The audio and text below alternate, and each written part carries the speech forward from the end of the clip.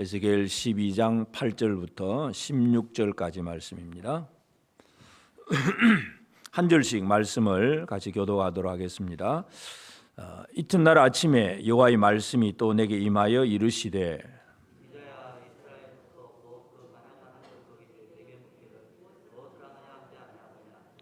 너는 그들에게 말하기를 주 여호와의 말씀에 이것은 예루살렘 왕과 그 가운데 있는 이스라엘 온 족속에 대한 묵시라 하셨다 하고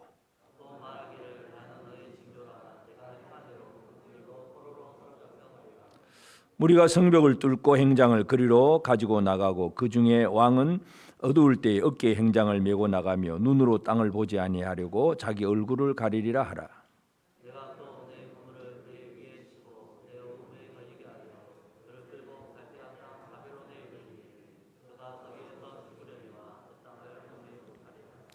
내가 그 호위하는 자와 부대들을 다 사방으로 흩고 또 그 뒤를 따라 칼을 빼리라.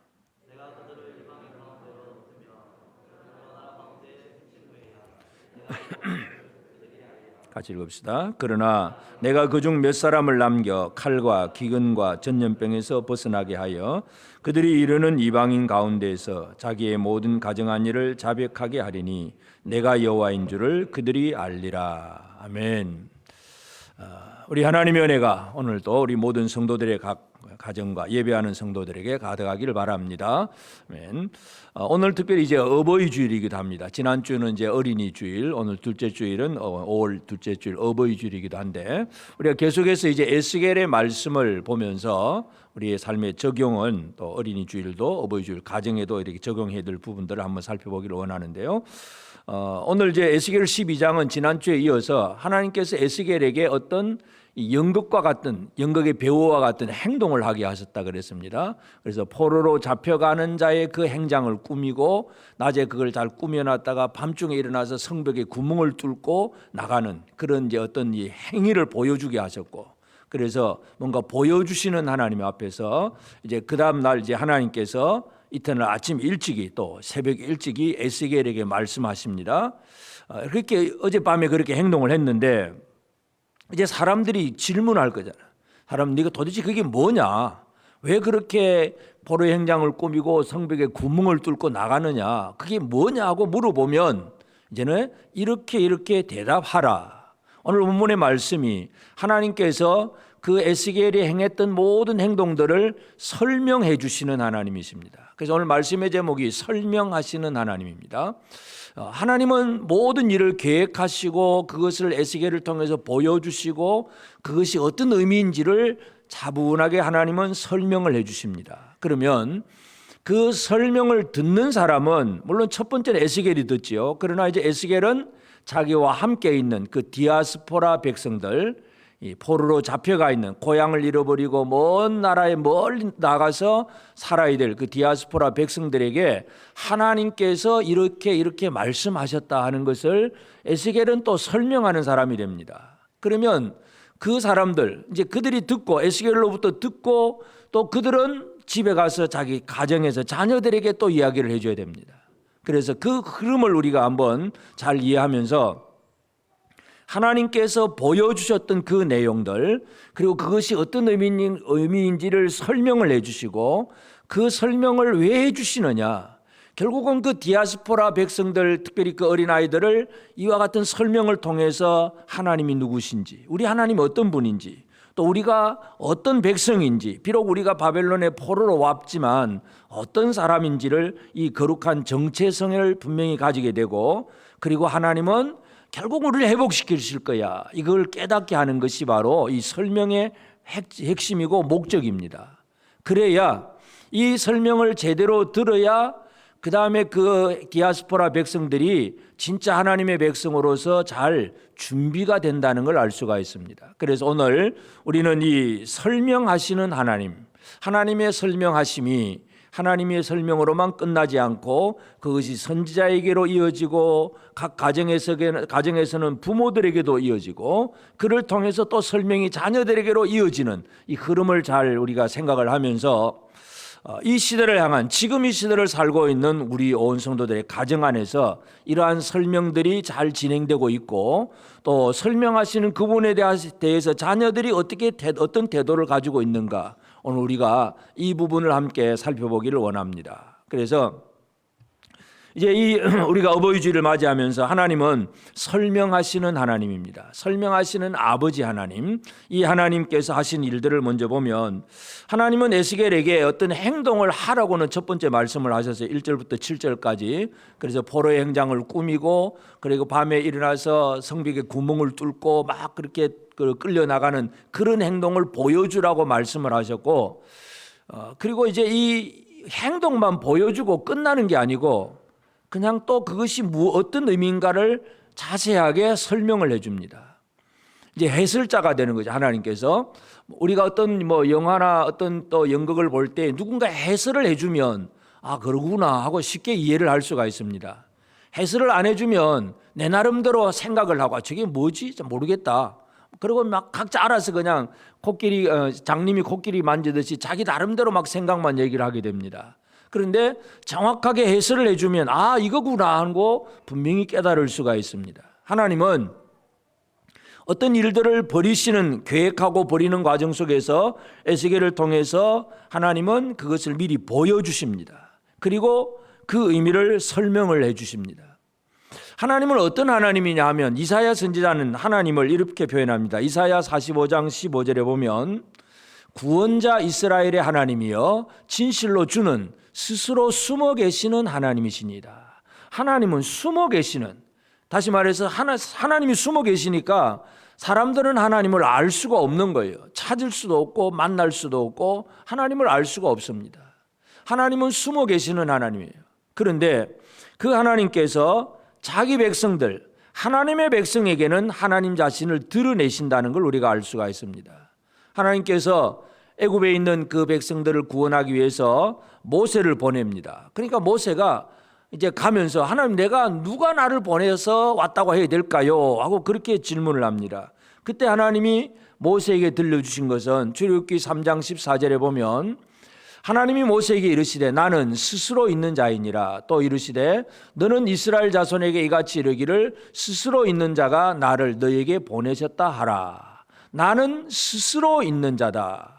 이 스스로 있는 자, 이것은 그 히브리어 원어에 우리가 이제 우리는 여호와라고 이름을 합니다만은 발음을 정확하게 알 수는 없습니다. 왜냐하면 히브리어 글자는 자음만 있고 모음이 없기 때문에 그래서 글자가 네 자예요. 그래서 글자 네 자를 가르쳐 줬는데 이걸 이제 우리는 여호와라고 읽기도 하고 야훼라고 읽기도 하고 막 나름대로 좀 다르기도 하지만 하여튼 하나님은 그 글자 네 글자를 들려주시면서 그 의미가 뭐냐? 스스로 있는다. 스스로 있다. 여러분 이 세상의 모든 신들은 스스로 있는 신은 아무도 없습니다. 사람이 만들어낸 거죠. 옛날에 그래서 신들을 보면 전부 신화가 있습니다. 그래서 옛날 니무롯이 죽고 그 아들이 어떻게 되고 담무스가 어떻게 되고 태양이 어떻게 생기고 달이 어떻게 생기고 그래서 호수에서 누가 태어나고 이런 저러 많은 이야기들을 사람들이 이야기를 지어내는 거예요. 지어내는 그 이야기 속에서 태양도 신이 되고 달도 신이 되고 소도 신이 되고 전부 신이 되는 거예요. 사람들은 또 그걸 믿고 그 앞에서 경배를 합니다. 세상의 모든 신들은 만들어진 신들이에요. 스스로 있는 존재가 아닙니다. 우리가 믿는 하나님이 어떤 분이냐? 여호와 하나님, 야훼 하나님. 야훼 하나님은 I am that I am. 나는 스스로 있다. 나는 나다 이거예요. 나는 나가 누군가에 의해서 만들어졌다 그러면 예를 들어서 하나님을 누가 만들었다 그러면 하나님보다 그를 만든 그 누군가가 더 진짜가 위대한 분이잖아요. 그러니까 그 스스로 계신다는 이 말씀 위에 있는 자는 아무도 없습니다.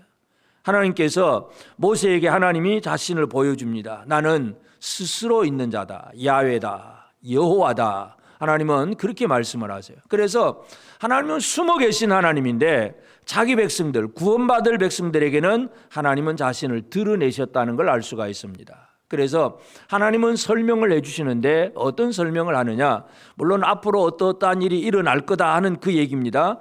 이 예루살렘이 이제 어떻게 망하고 또 예루살렘 왕은 결국은 어떻게 포로가 되어 끌려가고 얼마나 비참하게 되느냐, 지금 이 에스겔에게 설명해 주는 내용은 예루살렘이 멸망하는 날의 광경에 대한 예언이에요. 설명이에요. 그런데 하여튼 이 모든 일들을 하나님께서 주관하고 계신다는 것을 하나님은 설명하고 계십니다. 그래서 하나님은 하나님의 모든 일들을 설명해 주시는 하나님입니다. 세상의 어떤 신도 자기의 뜻과 의지를 우리 사람들에게 설명해 주는 신은 아무도 없습니다. 하나도 없습니다.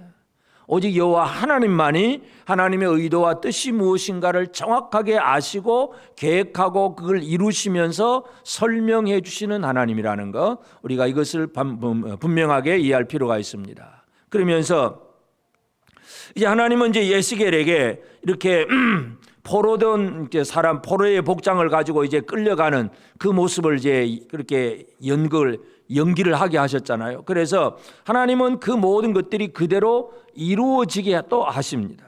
그래서 이 포로의 행장을 꾸미고 이제 끌려가는 그 모습은 이제 예레미야 52장 7절에 보면 그 성벽이 파괴되며 모든 군사가 밤중에 그 성내에서 나가 두 성벽 사이 왕의 동산 견문길로 도망하여 갈대아인들이 그 성읍을 에워쌌으므로 그들이 아라바 길로 가더니, 그러니까 예루살렘이 마지막에 이제 무너질 때에 시드기야 왕과 그 신하들이 막 끝까지 이제 싸우다가 결국은 이제 더 이상 버틸 수가 없어서 도망을 갑니다. 그래서 두 성벽 사이 왕의 동산 견문길로 도망을 하면서 하여튼 성벽 구멍을 뚫고 도망을 해요. 아라바 길로 도망을 하다가 결국은 거기서 붙잡혀서 또 이렇게 끌려갑니다. 그래서 하나님께서 지금 말씀하신 이 내용은 그대로 이루어지는 내용이라는 걸 우리가 알 수 있습니다. 설명이 이야기로 끝나지 않는다는 사실도 우리는 기억을 해야 됩니다. 우리는 사람들이 하는 말은 뭔가 약속을 하든 아니면 설명을 하든 말로 끝나버릴 수가 있습니다. 내가 해주겠다고 약속을 해놓고도 내가 힘이 없어서 아니면 내가 너무 바빠서 또는 약속을 잊어버려서 못 해줄 수도 있습니다. 그건 사람이에요. 하나님은 말씀하신 대로 이루시는 하나님입니다. 그래서 에스겔을 통해서 설명해 주신 내용은 이제 불과 이제 한 5년, 6년 그 지나고 나서 그대로 이루어지는 내용들이에요. 그래서 에스겔의 예언 속에서 하나님은 그렇게 보여주시고 들려주시고 그것을 이루시는 하나님입니다. 하나님은 이루시는 하나님, 예루살렘이 파괴되게 하시고 그렇기 때문에 또 포로에서 70년 후에 회복하게 하시는 것도 하나님이세요. 하나님은 설명만 할 뿐만 아니라 그 모든 것들을 이루시는 하나님이라는 사실을 기억을 해야 됩니다. 예레미야 33장 2절에 보면 일을 행하시는 여호와, 그것을 만들며 성취하시는 여호와, 그의 이름을 여호와라 하는 이가 이와 같이 이르시도다. 하나님은 일을 행하시고 만들고 성취하시는 하나님이세요. 오늘 우리는 이 하나님을 믿으며 살게 되기를 바랍니다. 우리 옛날에 일제가 이제 우리나라를 이제 지배하고 있을 때에 우리 재건교회 선조들이 신세삼배 반대를 하다가 감옥에 들어가잖아요. 그래 감옥에 옥중에 있는 성도들이 가장 좋아하는 성경 구절이 바로 예레미야 33장 2절이에요. 일을 행하시는 여호와, 그것을 만들어 성취하시는 여호와. 그러니까 옥중에서 우리 선조들이 뭘 기다렸겠습니까? 투옥당한 상태에서 예레미야 33장 2절 이 말씀을 읽으면서 뭘 기다렸겠습니까? 하나님은 우리를 회복시킬 거야. 하나님은 우리를 심판도 하지만 회복시키실 거야. 이걸 기다리고 하나님은 그 일을 이루신다는 거. 우리는 옥에 갇혀가지고 감옥에 갇혀서 우리 힘으로는 할 수가 없지만 하나님은 그 일을 이루시는 거야. 우리의 선조들이 그런 신앙을 가지고 물론 옥중에서 순교하신 분도 계시지만 마지막까지 진리의 신앙을 붙들고 끝까지 믿음을 지켜왔던 것이 우리 재건교회 선조들의 이야기예요. 일을 행하시는 여호와, 그것을 만들어 성취하시는 여호와, 그 이름을 여호와라는 이가 이와 같이 이르시다 하는 이 말씀을 우리 선조들이 붙들고 그 신앙을 지켰는데, 하여튼 하나님은 성취하시는 하나님이십니다. 약속하셨으면, 말씀하셨으면 그대로 이루시는 하나님이라는 사실, 오늘 우리가 이것을 분명하게 이해를 해야 됩니다. 그러면 설명을 하고 이루시는 하나님인데 그 목적이 뭐냐? 무엇 때문에 그렇게 또 보여주고 이렇게 확 설명도 하고 열심히 하나님께서 성취하시느냐? 결국 그 모든 목적이 15절 16절에 보면 내가 그들을 이방인 가운데로 흩으며 여러 나라 가운데 해친 후에야 내가 여호와인 줄을 그들이 알리라. 내가 여호와인 줄 그들이 알리라. 16절에도 그러나 내가 그중 몇 사람을 남겨 칼과 기근과 전염병에서 벗어나게 하여 그들이 이르는 이방인 가운데서 자기의 모든 가정한 일을 자백하게 하리니 내가 여호와인 줄을 그들이 알리라. 내가 여호와인 줄 그들이 알리라. 내가 여호와인 줄 그들이 알리라. 이게 바로 하나님께서 에스겔을 통해서 연극을 하게 하시고 또 해설을 하고 설명해 주시는 모든 목적이 뭐냐? 내가 여호와인 줄 그들이 알리라.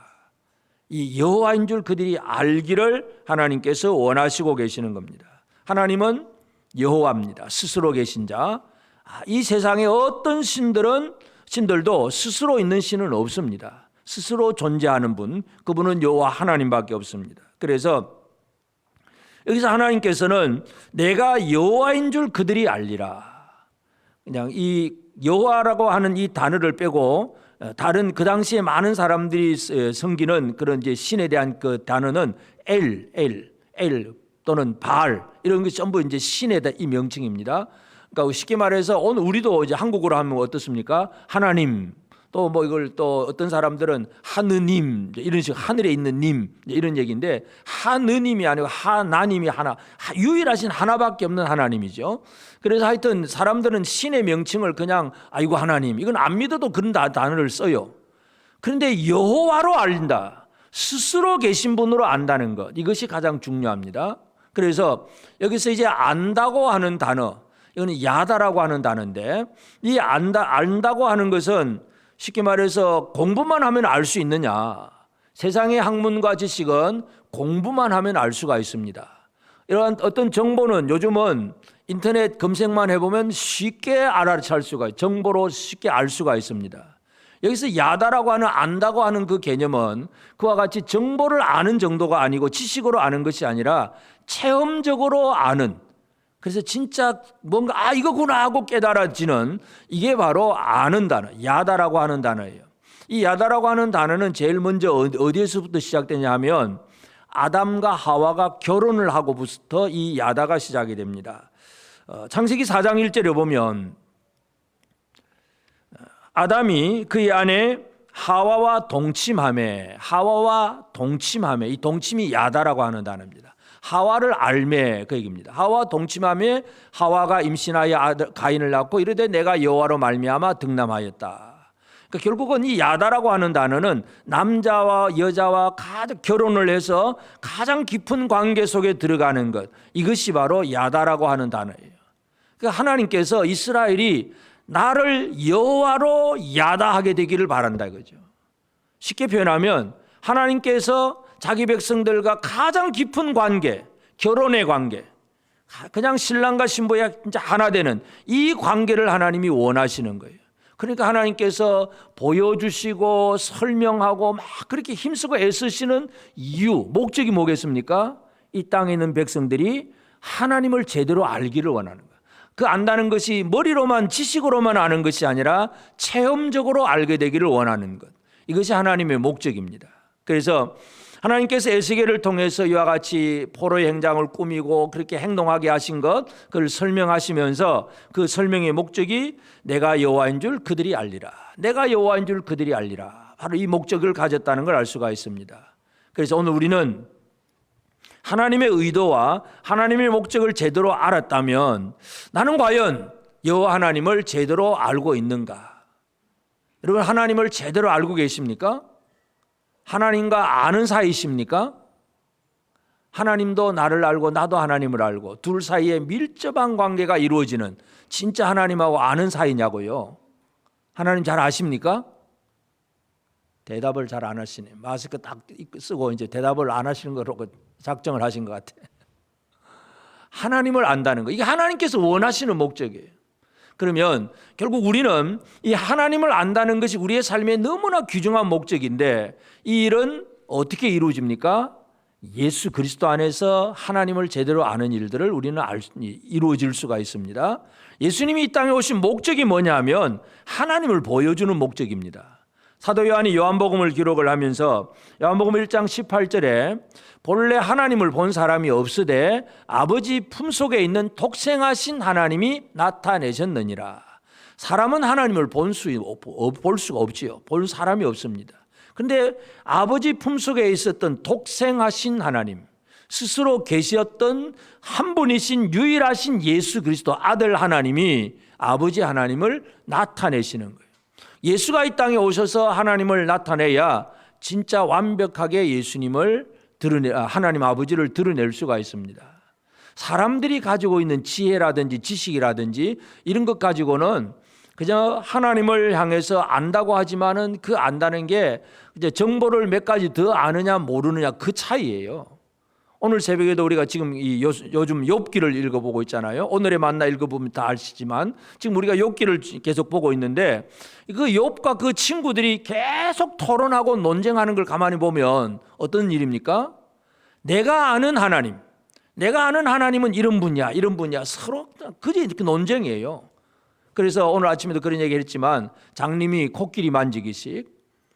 그래서 이 맹인들이 동물원에 코끼리를 구경하러 갔습니다. 눈으로 볼 수는 없잖아요. 코끼리를 구경하러 가가지고 그래서 이제 코끼리를 만져봅니다. 손으로 만지면서 코끼리를 체험을 합니다. 어떤 맹인은 코끼리 다리를 이제 만집니다. 막 안아보니까 막 이제 이러는 큰 이제 기둥 같은 그런 다리. 야, 코끼리는 전봇대 같아. 이럽니다. 또 어떤 맹인은 코끼리 배를 막 쓰다듬어 보니까 이건 완전히 미하고 막 거칠거칠하고 막 그래. 아, 이거 코끼리는 담벼락 같아. 그럽니다. 어떤 맹인은 코끼리 귀를 잡았어요. 귀를 잡고 이거 뭐 헐렁헐렁하고 막 부채처럼 왔다 갔다 하니까 아, 코끼리는 부채 같아. 그런 얘기를 합니다. 전부 자기가 아는 체험, 반쪽짜리 진리, 단편적인 진리 그것만 가지고 이게 옳아 이게 옳다고 서로 논쟁하는 게 바로 욥과 그 친구들의 논쟁이에요. 오늘 우리가 이 시대를 그렇게 살고 있지 않는지는 모릅니다. 하나님을 제대로 알아야 되는데 내가 아는 단편적인 지식 이것만 알고 이게 제일인 줄 알고 이게 전부 다인 줄 알고 다른 사람의 말은 인정해 주지 아니하고 나만 주장하는 것, 이게 참 잘못된 것인데 예수 그리스도는 하나님을 제대로 드러내신 분이잖아요. 하나님을 제대로 드러냅니다. 요한에게 이제 그렇게 얘기하시고 사도 요한에게도 예수님이 말씀하시는 거, 요한계시록 1장 1절에 보면 예수 그리스도의 계시라 이는 하나님이 그에게 주사 반드시 속히 일어날 일들을 그 종들에게 보이시리고 그 천사를 그 종 요한에게 보내어 알게 하신 것이라. 하나님이 이 예수 그리스도에게 주어서 반드시 속히 일어날 일들을 요한에게 가르치신 거예요. 그러니까 예수님은 하나님께서 주셨던 그 반드시 일어나는 일, 속히 일어나는 일을 요한에게 설명해 주신 것이 바로 요한계시록입니다. 그러니까 예수가 없으면 하나님을 알 수가 없습니다. 온 세상을 주관하시는 하나님께서 무엇을 어떻게 하시는지를 알 수가 없는 거죠. 우리는 예수 안에서 제대로 된 하나님에 대한 설명을 들을 수가 있습니다. 예수 빼면 신학을 아무리 공부를 하고 뭐 여러 신학 박사가 되어도 하나님에 대해서 막 박사 논문을 몇 가지 쓴다고 하더라도 그 사람이 예수를 모르면 하나님을 모르는 거예요. 예수를 통해서만 하나님을 제대로 알 수가 있습니다. 설명하시는 예수님이고, 그리고 예수님은 설명만 말로만 하는 것이 아니라 예수님의 그 능력도 하나님의 능력이 무언가를 분명히 드러냅니다. 사도 요한이 요한복음을 기록을 하면서 예수님의 여러 가지 교훈과 표적들, 이적들을 기록을 합니다. 그런데 20장 31절에 보면 오직 이것을 기록하면, 이것이라고 하는 게 뭐냐면 그 앞부분에 1장부터 이제 그 19장까지 내용 속에 사도 요한은 예수님의 표적, 이적을 행한 것을 7가지만 기록을 합니다. 다른 마태복음, 마가복음, 요한복음, 누가복음 이 세 공간복음에서 예수님의 표적들이 많이 있어요. 최소한 31가지 이상이 있어요. 그래서 많은 표적들이 있는데 사도 요한은 딱 7가지. 이것을 기록하면 7가지만 기록하는 목적이 뭐냐? 너희로 예수께서 하나님의 아들 그리스도이심을 믿게 하려 하며 또 너희로 믿고 그 이름을 힘입어 생명을 얻게 하려 함이라. 사도 요한은 예수님의 표적 여러 가지 중에서 딱 7가지만 기록을 합니다. 그 중에 제일 첫 번째가 뭡니까? 물로 포도주를 만드는 것. 물이 포도주로 바뀐다. 이거는 어떤 사람이 흉내낼 수가 없는 거예요. 그러한 일부터 시작해서 마지막 죽은 나사로를 살리는 일까지 7개의 표적을 예수님이 행한 것을 기록을 합니다. 그 얘기는 뭐냐 하면 예수님의 능력이 뭐냐 이거죠. 하나님을 드러내는데 말로만 설명하는 분이 아니라 하나님께서 뭔가 물을 포도주로 바꿀 수도 있고 또 오병이어 같이 양적으로 아주 작은 그 도시락 하나밖에 안 되는 보리떡 5개 물고기 2마리를 가지고도 5,000명이나 되고도 남자만 5,000명 그 수많은 사람들이 먹고도 12광절이가 남게 하시는, 그러니까 질적으로 물이 포도주로 바뀌고 양적으로 작은 것이 넘치게 하시는, 인간의 상상으로는 이해할 수 없는 그 모든 일을 이루시는 분이 바로 예수 그리스도다. 요한복음은 바로 그 얘기입니다. 그리고 예수님께서 하셨던 그 모든 일들, 그와 같이 모든 하나님의 능력을 드러내고 보여주셨을 뿐만 아니라 하나님의 일이 뭐냐면 하나님은 이 땅에 하나님의 백성을 만드시는 일이에요. 사도 바울이 하나님의 백성이 만들어지는 과정 속에서 유대인과 이방인의 관계를 그렇게 설명을 하는 내용은 로마서 11장 17절에 보면, 또한 한 가지가 얼마 꺾였는데 돌 감람나무는 내가 그들 중에 젖붙임이 되어 참 감람나무 뿌리의 진액을 함께 받는 자가 되었은즉. 그러니까 이 돌 감람나무와 참 감람나무로 이렇게 비유를 합니다. 젖붙이는 비유. 그래서 이 이방인 성도는 돌 감람나무예요. 그러니까 유대인들은 참 감람나무. 그러니까 젖붙이밀라 하고 하면 어떻게 됩니까? 원래 참 감람나무가 있는데 그 원래 가지는 잘라내야 됩니다.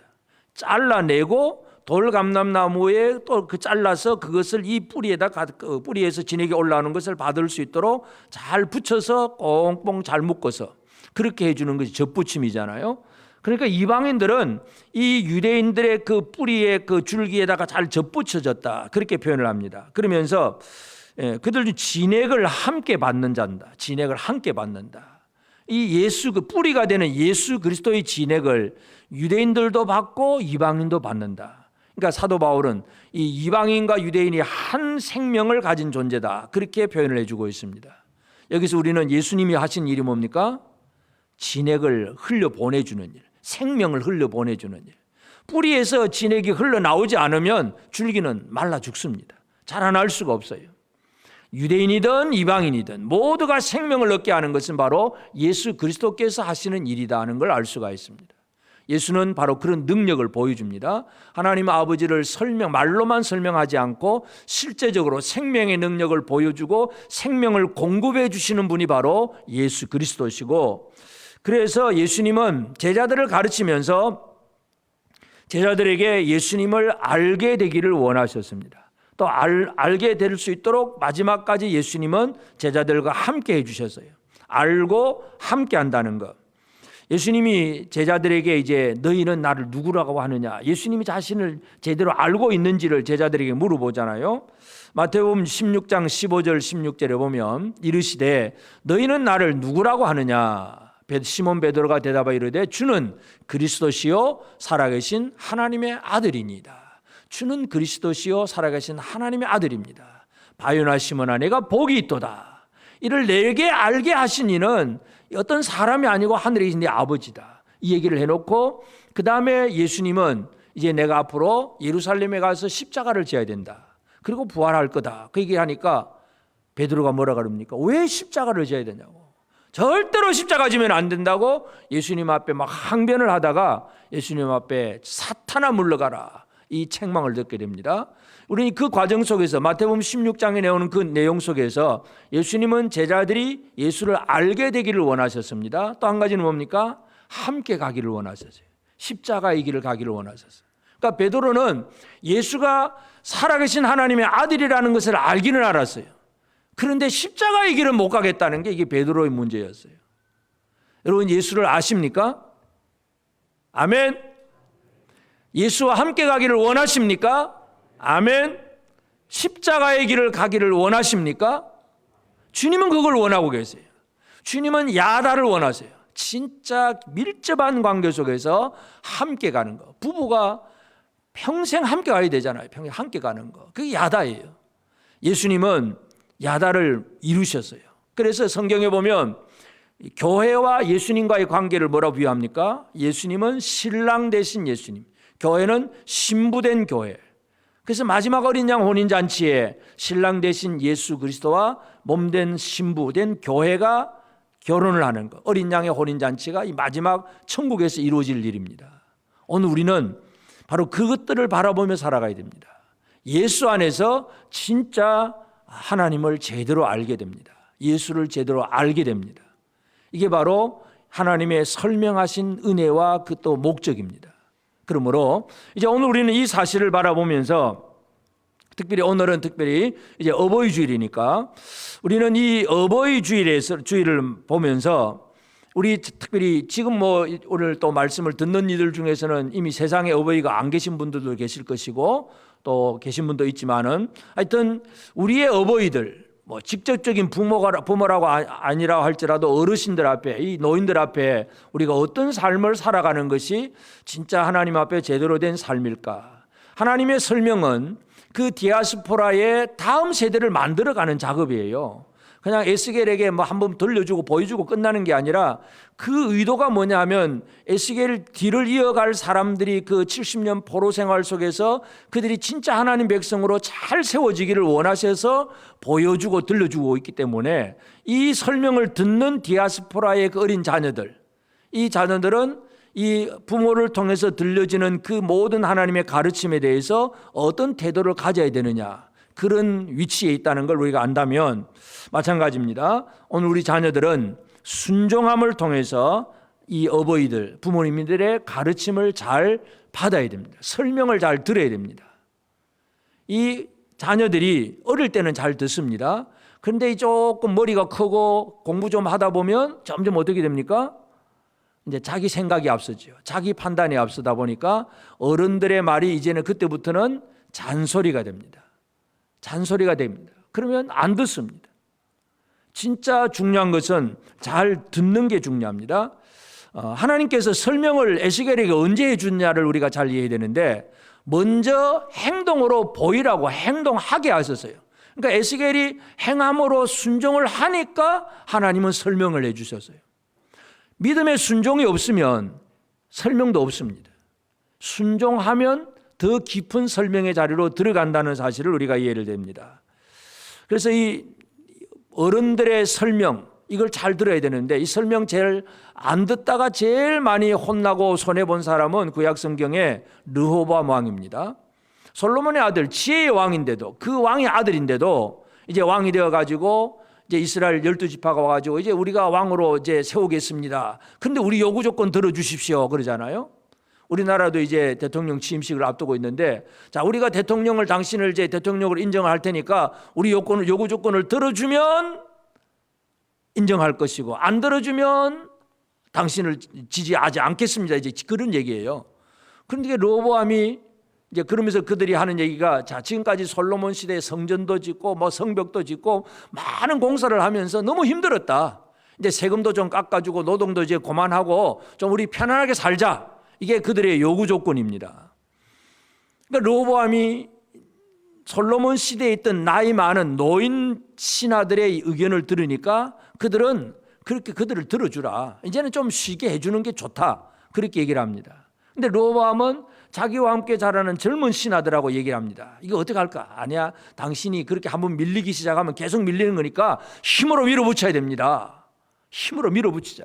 그러니까 르호보암이 노인의 가르침을 버리고 젊은이의 가르침을 따릅니다. 그래서 아버지는 그냥 채찍으로 가죽 채찍으로 때렸으면 나는 전갈 채찍으로 때릴 거다 하면서 막 더 포악하게 내버립니다. 그러니까 10지파가 그냥 도망가 버립니다. 니나 잘 먹고 잘 살아라 하고 10지파가 갈라서 버립니다.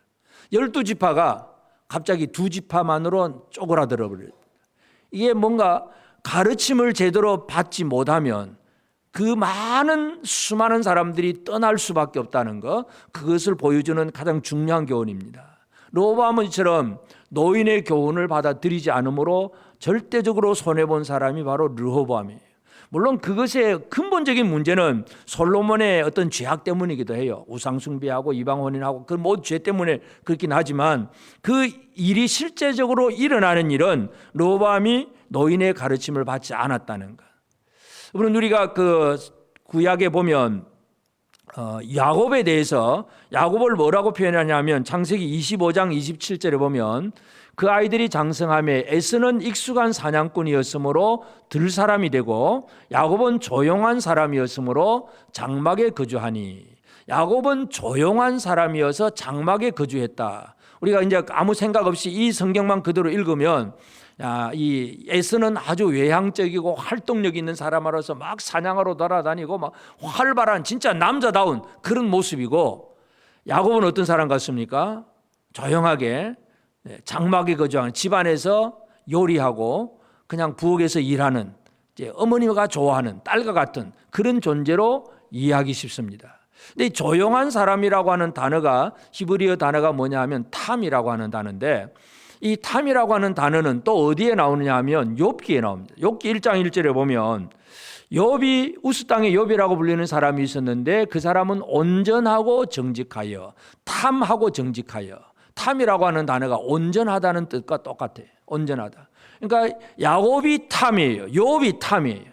야곱이 온전하고 욥이 온전하다는 얘기입니다. 그러면 장막이라고 하는 건 결국 뭐냐 하면 지금처럼 학교 가서 공부할 수 있는 그런 시스템도 옛날에는 없잖아요.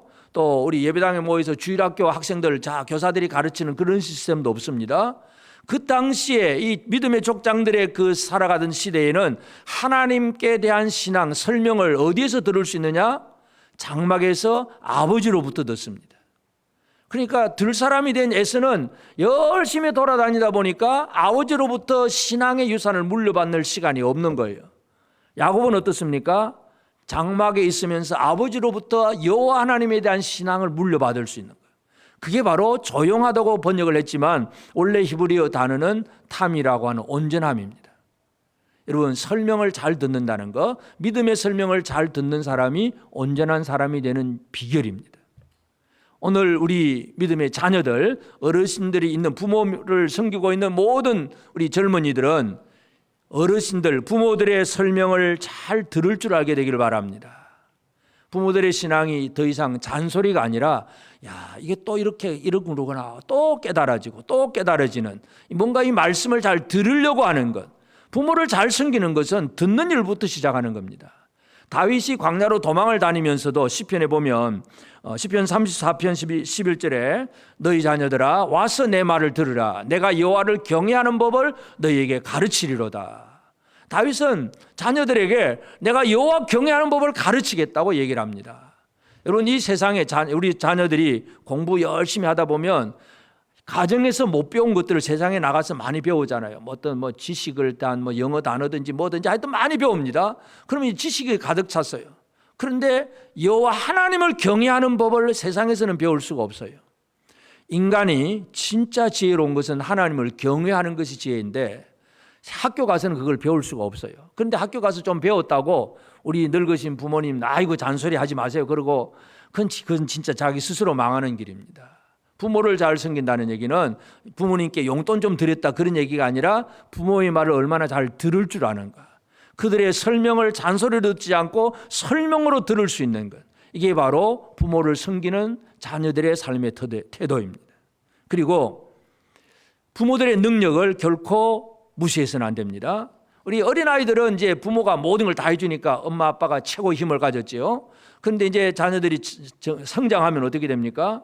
성장하고 나면 자기도 이제 돈도 벌 수 있고 뭔가 공부도 좀 했겠다 힘도 있습니다. 점점 이제 부모님은 연로해서 노쇠해 가니까 이제 활동력도 없고 나중에 보면 이제 경제력도 없어지고 다 이제 없어집니다. 힘이 없어져요.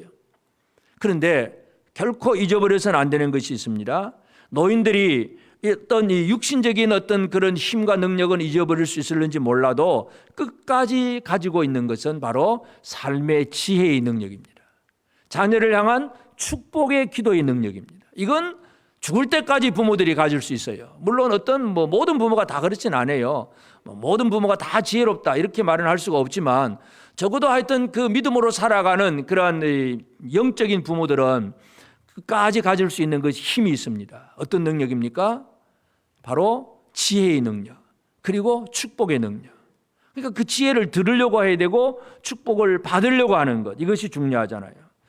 그래서 하나님은 하나님의 백성들에게 노인에 대한 어떤 가르침을 줍니다. 레위기 19장 32절에 보면 너는 샌머리 앞에 일어서고 노인의 얼굴을 공경하며 내 하나님을 경외하라. 나는 여호와이니라. 이 샌머리, 흰머리, 백발된 염색해버리면 또 마찬가지긴 하지만 하여튼 이 백발된 그 샌머리 앞에 일어나고 노인의 얼굴을 공경하면서 하나님을 경외하라. 하나님 경외한다는 거 예배당 와서 주여 주여 찬송만 해서 되는 게 아니라 실제 삶 속에서 노인을 공경하면서 하나님을 경외해야 진정으로 하나님 백성다운 생활이에요. 그래서 그 노인의 능력을 결코 아주 무시하거나 소홀히 여겨서는 안 됩니다. 그 노인은 할 수 있는 것이 바로 축복의 기도입니다. 여러분, 이삭이 에서에게 축복을 하려고 했는데 야곱이 축복을 가로챘잖아요. 그 때문에 야곱은 하나님의 백성으로서의 지금까지도 번성이고 에서의 후손들은 그냥 이리저리 다 망해버립니다. 그 축복의 기도가 얼마나 중요한지 모릅니다. 사람들이 예수님 앞에 자기 자녀들이 축복의 기도를 받기 위해서 많은 사람들을 데리고 옵니다. 마가복음 10장 13절에 보면 사람들이 예수께서 만져주심을 바라고 어린아이들을 데리고 오매 제자들이 꾸짖음, 너무 많아서 귀찮고 시끄러우니까 제자들이 막 꾸짖으니까 예수님이 꾸짖지 말라 그러면서 오히려 제자들을 꾸짖고 어린아이들에게 축복을 해줍니다. 축복의 기도를 받으려고 애를 쓰고 사모해야 됩니다. 뭐 받으나 마는 받으나 몰라 그만. 그래서는 안 됩니다. 받으려고 애를 써야 됩니다. 부모로부터 하나님께서 부모로부터 흘러가는 이 안수의 기도라고 하는 흐름인데 하나님이 그 부모를 통해서 자녀에게 하나님의 복이 흘러가게 하셨는데 이걸 놓치면 안 되잖아요. 축복의 기도는 받으려고 애를 써야 됩니다. 그것은 바로 어버이들에게 주어진 하나님의 놀라운 은총인데 그걸 결코 소홀히 여겨서는 안 됩니다. 그래서 어버이들의 능력을 결코 무시하면 안 됩니다. 지혜의 능력과 특별히 축복의 능력, 이것은 부모들에게 언제나 있는 것, 하나님이 주신 것입니다. 그리고 이제 우리는 결국 어버이를 알고 함께하는 것, 야다. 단순히 남자와 여자와 결혼한 이 정도가 아니라 부모와 자녀 사이에도 야다가 이루어져야 됩니다. 이것이 진짜 알고 하나 되는 것. 하나님께서 이스라엘 백성들을 애굽에서 이끌어내시고 십계명의 말씀을 주셨을 때에 그 계명 중에 10가지 계명 중에서도 바로 부모를 공경하는 계명을 주잖아요. 출애굽기 20장 12절 내 부모를 공경하라. 그리하면 내 하나님 여호와가 내게 준 땅에서 내 생명이 길리라. 여러분 장수하고 싶습니까? 대답 안 하시네. 그냥 빨리 죽고 싶습니까? 장수하기를 원하십니까? 이 땅에서 생명이 길기를 원하십니까? 뭘 해야 된다고요? 내 부모를 공경하라. 그리하면 내 하나님 여호와가 내게 준 땅에서 내 생명이 길리라. 하나님은 이스라엘이 번성하기를 원하셨어요. 가나안 땅에서 약속의 땅에서 계속해서 번성하는 하나님 백성이 되기를 원했는데 그 번성하는 비결이 뭐냐? 내 부모를 공경하라. 하나님은 십계명을 그렇게 주신 거예요. 부모 공경은 그만큼 하나님의 백성들이 길게 번성하는 일에 있어서도 너무나 중요한 사실임을 분명히 강조하고 있습니다. 그래서 이 부모를 공경하는 게 중요합니다. 그러면 부모를 공경한다는 게 과연 무엇인가 하는 문제, 부모를 공경하면 어떤 일이 벌어져야 되는가 하는 문제입니다. 잠언 23장 22절부터 25절까지인데 너를 낳은 아비에게 청정하고 내 늙은 어미를 경히 여기지 말지니라. 진리를 사대에 팔지도 말며 지혜와 훈계와 명철도 그리할지니라. 의인의 아비는 크게 즐거울 것이요 지혜로운 자식을 낳은 자는 그로 말미암아 즐거울 것이니라. 내 부모를 즐겁게 하며 너를 낳은 어미를 기쁘게 하라. 부모를 공경한다는 얘기는 다른 말로 표현하면 부모를 기쁘게 하는 것입니다. 의인의 아비는 즐겁습니다. 악인의 아비는 당연히 괴롭지요. 오늘 우리가 믿음으로 의롭게 살아가면서 진짜 하나님 앞 백성으로 제대로 사는 이 의인이 될 때에 우리의 아버지들은 즐거움입니다. 그래서 진짜 부모 공경이 이루어지는 가정을 보면 부모와 자녀들이 함께 즐거워하는 거예요. 공통적으로 함께 즐거워하는 것. 그래서 자녀들이 부모의 지혜와 가르침을 소홀히 여기지 아니하고 그리고 그 부모의 권세 아래서 축복을 받으면서 또 이 자녀들이 의롭게 살아가면서 아버지를 기쁘게 만드는 것. 이것이 바로 진정한 하나님의 복이 흘러가는 복된 가정의 모습입니다. 오늘 우리 재건 부평교회 사랑하는 성도들 모든 가정이 이런 가정이 되어지기를 축복합니다. 부모가 잘 설명해 주는 것, 그것이 자녀들에게 더 이상 잔소리가 되지 않도록, 물론 지혜롭게 부모들은 더 잘 설명을 해줘야 됩니다. 하나님께로부터 받은 걸 잘 듣고 우리 후손들에게 잘 설명해 줘야 될 의무가 있습니다. 그러면 자녀들은 그 설명을 잘 받아들일 줄 아는, 부모를 공경하고 진짜 그 가르침 속에서 부모의 능력을 무시하지 아니하고 부모와 함께하는 생활, 이것이 하나님의 백성들이 그리고 있는 그림이에요. 디아스포라 백성들, 바벨론이 비록 포로가 되어갔지만 그 포로되어서 그냥 이리저리 다 흩어져 버리고 이스라엘이 완전히 어디로 갔는지도 사라져버리는 그런 얘기가 아니라, 비록 몸은 남의 나라에 가 있고 디아스포라 백성이 되었지만 그래도 하나님의 백성이라고 하는 정체성을 가지고 그 하나님 백성답게 살게 하시는 거, 이게 바로 선지자의 역할이고 하나님이 하게 하신 거예요. 제가 전번에도 말씀드렸지만 유대인들의 삶은 디아스포라 역사예요. 그래서 예루살렘이 회복되었다가 또 이제 헬라와 로마에 의해서 또 무너지기도 하고, 그러고 나서 또 이제 2차 세계대전 이전까지 근 2000년 동안 유대인들이 전 세계에 흩어졌다가 또 다시 모이는 건 뭐예요? 근본적으로 디아스포라 교육이, 성경적인 교육이 이루어졌기 때문에 지금도 그렇게 되는 거예요. 얼마나 중요한지 모릅니다. 오늘 우리는 설명하시는 하나님, 하나님은 모든 일을 이루시고 성취하시고 그 모든 것들을 자세하게 설명해 주시는 하나님이십니다. 설명 제대로 들으시길 바랍니다.